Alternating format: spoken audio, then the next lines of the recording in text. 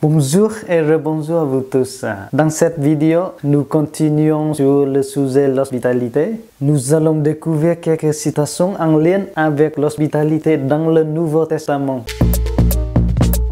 L'hospitalité nous permet d'accueillir le Christ et ainsi de répondre à son amour qui nous accueille dans la famille trinitaire. La tradition chrétienne est une invitation à l'hospitalité universelle des faits en humanité. Accueillir l'étranger et le pauvre, c'est l'accueillir le Christ lui-même. Et en cela répond à l'hospitalité de Dieu à notre égard au banquet de son royaume, comme Jésus lui-même l'a incarné dans sa vie biblique.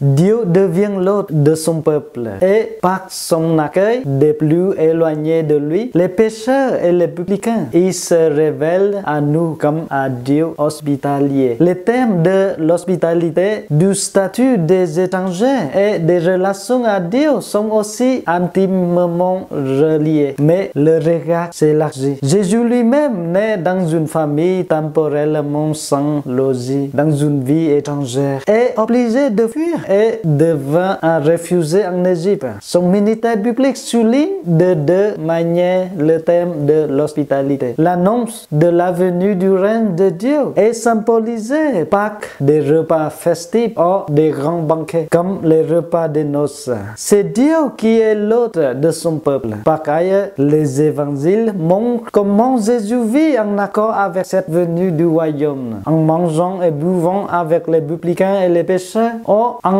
les accueillant. Il révèle que le royaume accueille ceux qui étaient perdus. Jésus manifeste l'hospitalité de Dieu à l'égard de tous.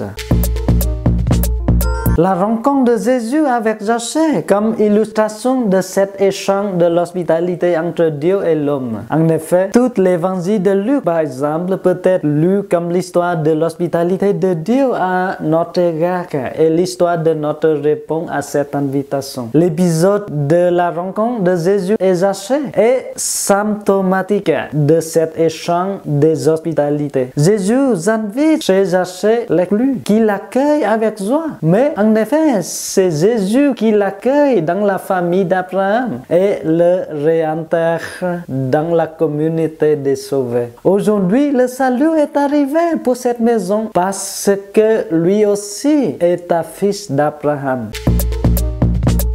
Voilà, merci beaucoup pour votre écoute et à la prochaine vidéo.